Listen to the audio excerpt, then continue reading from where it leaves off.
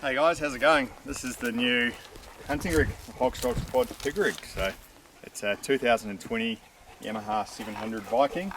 I went with the Yamaha just because they're a bit cheaper than the rest, and they're bloody basic, but I've had Yamaha bikes and I just find them super reliable. So I sort of know a little bit about them. I thought I'd go with the Yami and see how it goes. But it's been a beast of a thing so far. I've only put 100 hours on it, but I thought I'd wait a little while to make sure that I was happy with it before I gave you guys a bit of a rundown.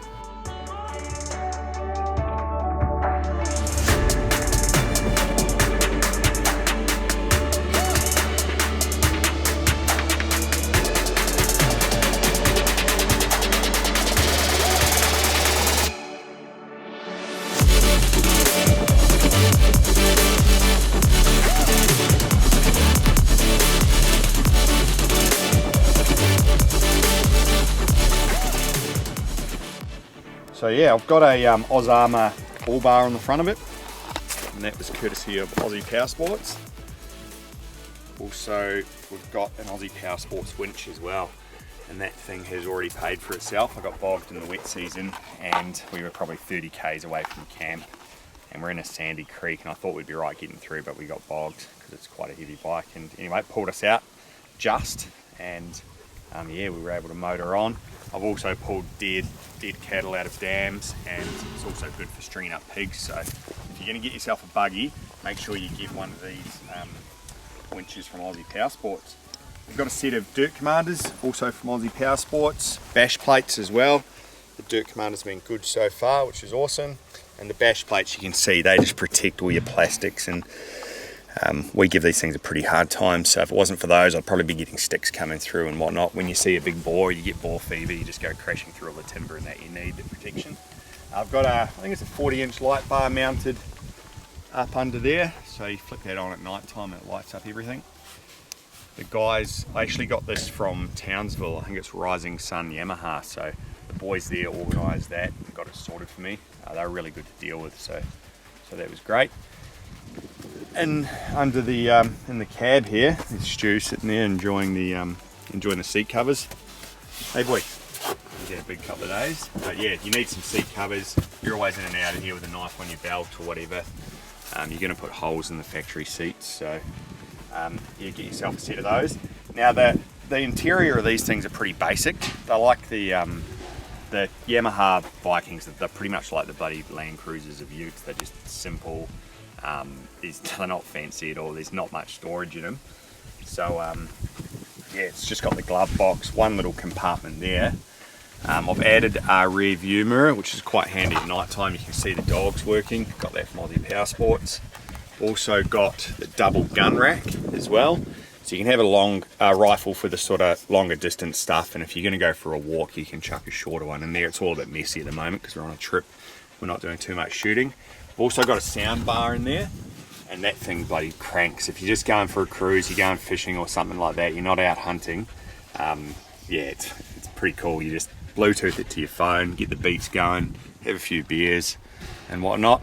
Also installed a fire extinguisher. I found that I needed to zip tie that bugger in there yesterday when we hit a big bump. She'd come out, so I've modified that a little bit.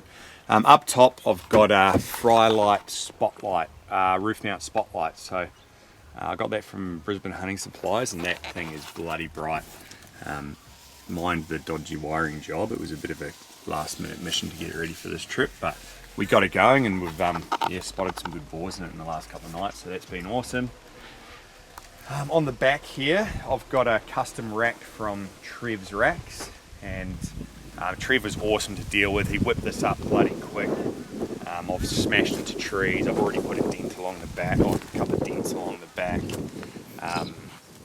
But yeah, awesome workmanship, great bloke to deal with, and real happy.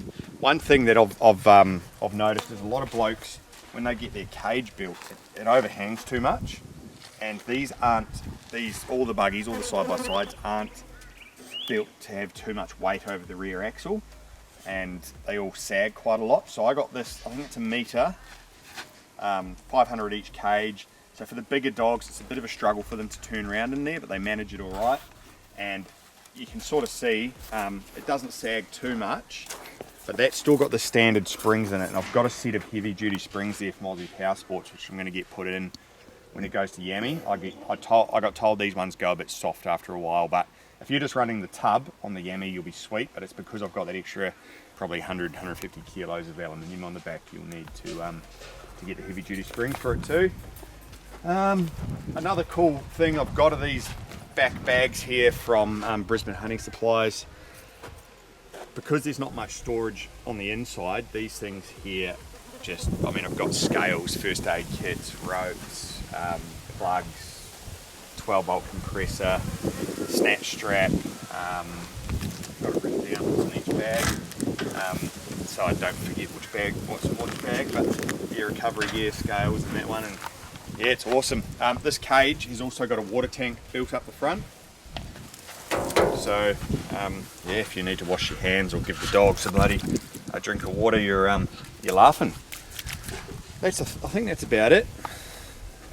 Yeah, it's a bloody weapon. I'm enjoying it. It's not as fast as some of the other buggies. It's probably not as comfortable as well. It's a bit, as I said, it's a bit basic. It's like the tractor of the side by sides, but yeah, I love my blue bikes. So I went Yamaha again, and yeah, so far so good. Hasn't let me down. Cheers.